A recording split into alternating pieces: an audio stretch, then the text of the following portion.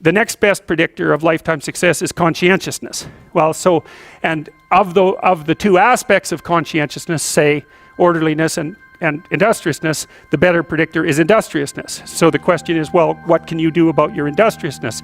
And the answer to that is, well, that's kind of rough too, because there's a strong genetic component.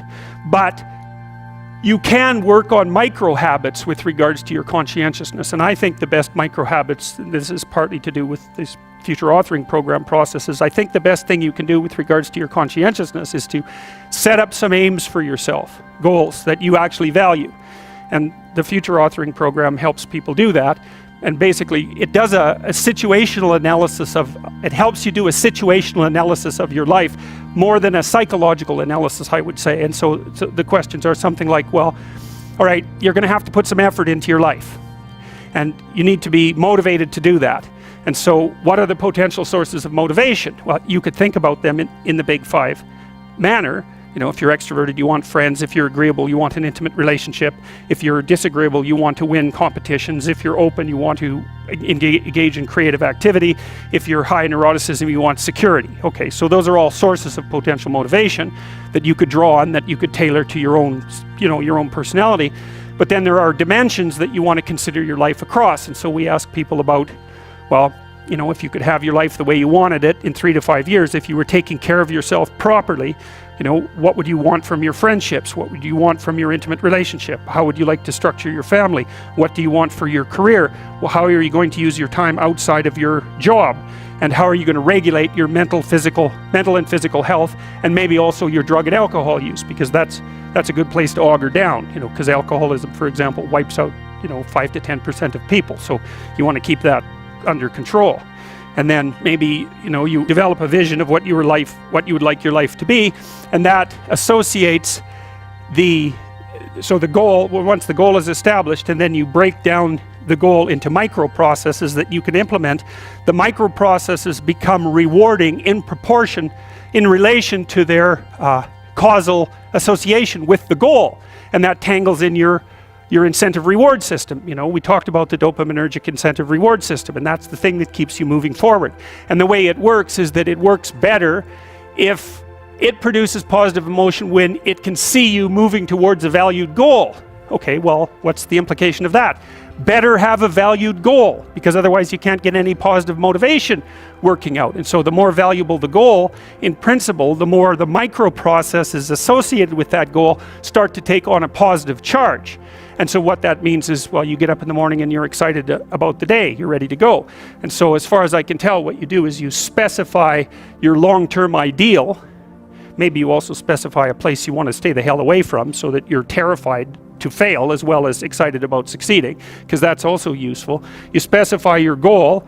You do that in some sense as a unique individual. You want to specify goals that make you say, oh, if that could happen as a consequence of my efforts, it would clearly be worthwhile. Because the question always is, why do something? Because doing nothing is easy. You just sit there and you don't do anything. That's real easy. The question is, why would you ever do anything?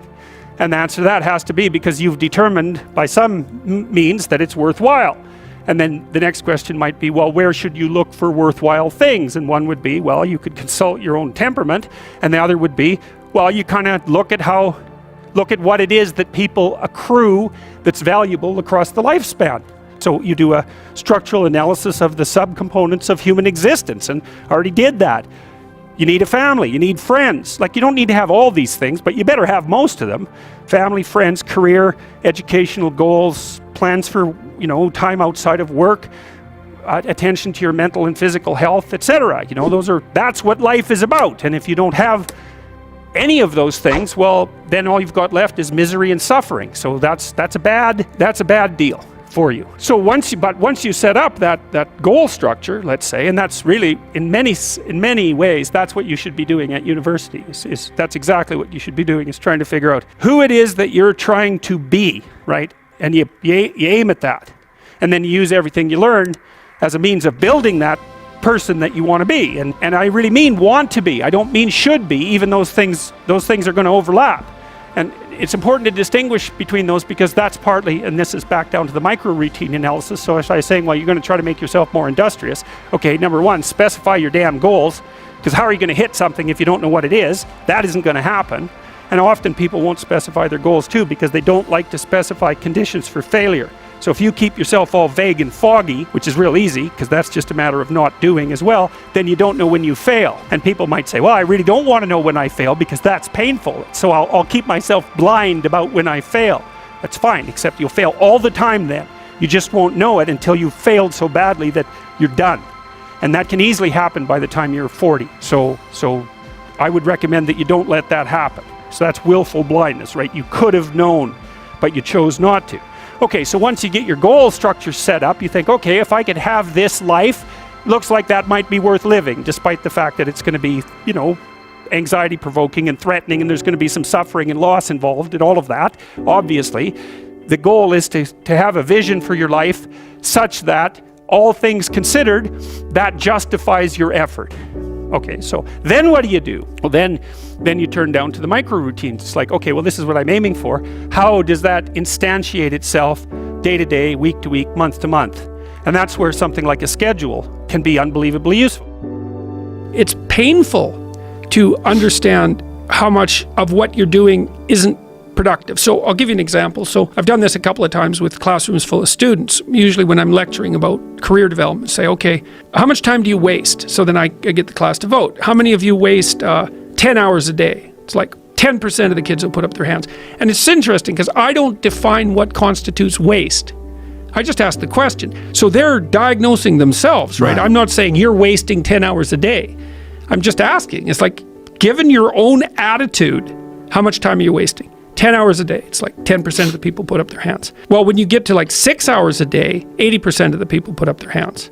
So then we do the arithmetic. It's like, because I like doing arithmetic with people. People hate arithmetic, but I like doing it. It's like, okay, 6 hours a day. It's 42 hours a week. So let's call that a work week, 40 hours a week. So that's a work week. Let's say, what's your time worth? You're a university student. Well, it's certainly worth minimum wage, because obviously, but it's worth way more than that, because if you spend a productive hour when you're 20, then you gain the benefits of that hour for the rest of your life. So there's the compounding effect of time spent when you're young. So I say, well, let's assume your time's worth $50 an hour, which I think is an underestimate, but whatever. Let's call it 50. We could call it 25, but we'll call it 50. If that's $2,000 a week you're wasting. It's $100,000 a year. It's like, how much better would your life be if you weren't wasting $100,000 a year? It's like, what is that over 40 years? $4 million. It's like, you're rich. You don't even know it. Quit wasting time by your own definition. It's like people shake their heads like, oh, I never thought about it that way. It's like, yeah, think about it that way. Don't waste your damn life. And then you think, well, why would people be resistant to that message? It's like, well, you really want to wake up and figure out that you're wasting half your life? And you know, when people do that kind of wasting, they actually hate it. You know, and I've had lots of people come to my clinical practice who were chronic procrastinators. You know, and so they're watching YouTube videos, say, but not ones that are good for them, although sometimes they will do that, but just browsing in that kind of mindless way that you do when you're not paying attention and you're trying to kill time.